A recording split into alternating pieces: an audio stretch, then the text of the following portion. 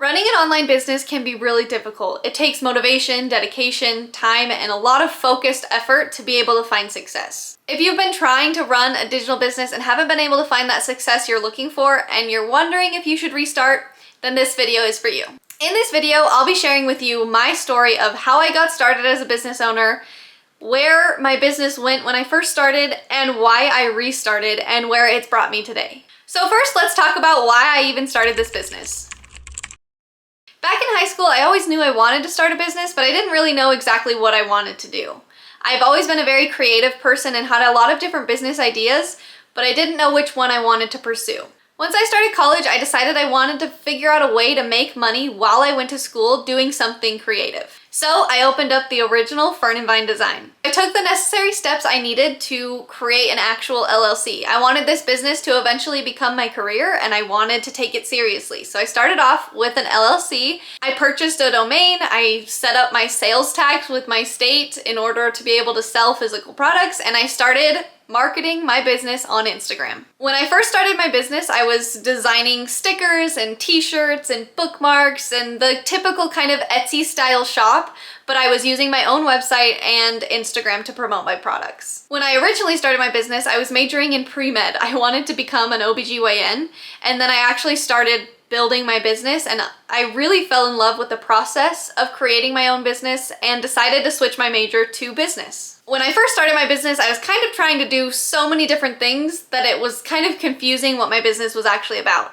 Like I said, I had physical products like stickers and t-shirts and those kind of things. I also tried to do stationery products because I really do enjoy calligraphy, and so I would sell my calligraphy skills as well. And then I eventually tried to transition into selling presets for photos and like basically anything creative I loved doing, and so I thought I might as well sell it. But then my audience was really confused and my business didn't really take off because I didn't really have a focus. I was also a full-time college student at this time, and so I couldn't dedicate as much time as I would like to my business.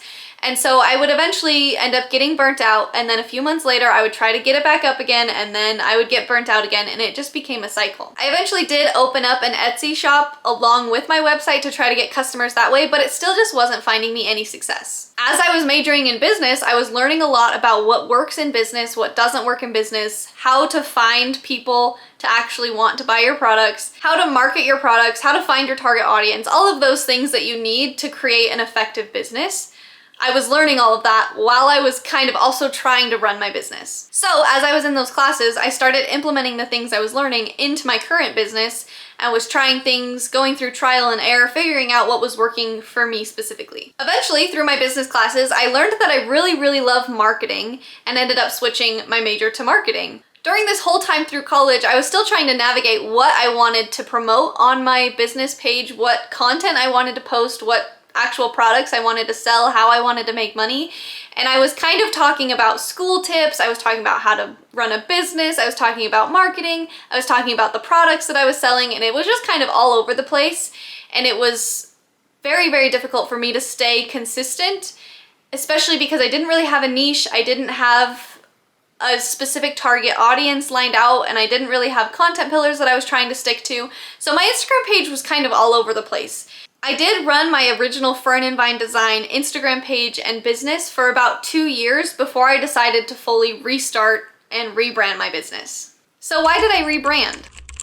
I've kind of talked about it a little bit, but I was all over the place with what I was trying to teach people and what I was trying to promote with my business, that it just didn't make sense, and my audience was really lost and I was kind of lost. So I decided to start from scratch. I had spent a lot of time and energy on my original Instagram, and it was really hard to just walk away from that one and start from scratch, but I knew the content that I was trying to promote at the time of rebranding wasn't going to be serving the audience that I had already accumulated on my original Instagram. So it wasn't going to do them any good because they weren't going to be interested in what I was posting, and then that wouldn't do me any good because they wouldn't engage with my content, and then I wouldn't be able to grow. So I decided to just start from scratch. When I started from scratch, I had 2 years of experience of what not to do in running a business. I learned a lot of good things to do, but I also understood, okay, doing this made it really difficult to grow, to make money, to find success as a business owner.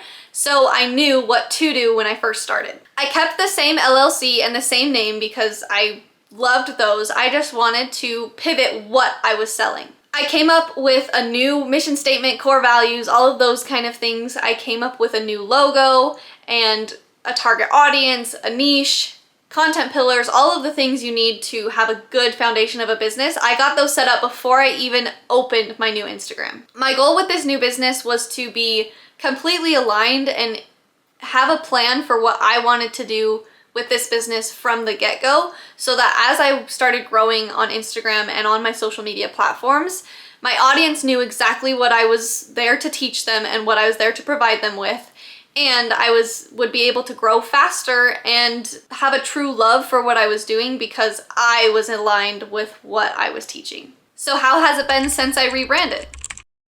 Since I've rebranded my business, it has grown so much faster and more in a direction that I want it to than it did the first time. Because the first time I tried to run a business, I kept changing what I was doing and it was really confusing and there wasn't a clear direction of where I was going. But when I started my new business, I had a plan. I have a 5-year, 10-year plan of what I want this business to become. I started with the end in mind, so current Marcy, me, so I know what I need to do in order to get there. I figured out my target audience and what their true interests and desires and needs and pain points are so that I can cater specifically to them. Sorry, my camera died, so if the angle's a little bit different, that's why. But that's kind of why I restarted my business and how I restarted my business when I decided to restart it. So now let's talk about whether you should restart your business. If you've been trying to decide whether or not it's time for you to restart your business or to continue to work on the same one, ask yourself these questions. Number 1, do you have a target audience and what are their interests, pain points, and passions? Number 2, do you create content that targets those specific interests of your audience? Number 3, does your niche cater to your audience? Number 4, has your business come to a standstill in its growth? Number 5, are you still passionate about what you do for your business? Number 6, are you knowledgeable and confident to be an expert in your niche?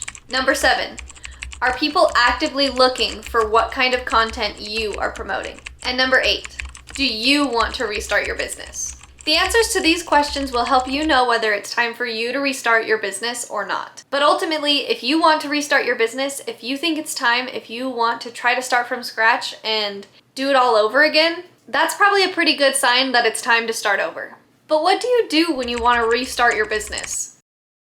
It can be a really daunting task to start something over that you've already put so much energy and effort into. That's why I sell a digital marketing course that teaches you how to start a business from scratch. It walks you through how to create a ClickFunnels so that you can send your followers, your audience, to your website in order to make sales. It also teaches you things from email marketing to content creation, content strategy, branding expansions, how to have a success mindset, how to build your business around your passions. This course covers so much for such a great price point. If you're interested in learning more about my course, check the description box for the link to my website where you can learn all about it. You can also check out last week's video where I do a full walkthrough where you can see the full course and the community that you get to be a part of when you purchase this course. I hope this video helped you to understand whether you should restart your business or just start a new one from scratch. Running a business can be a lot of work, it can be scary, and doing it alone is never fun. So I hope I can be a friend and a resource that you can come to here on the internet. Feel free to follow my Instagram and my Pinterest. All the links will be in the description, and I'll see y'all next week. Thanks for watching. Bye.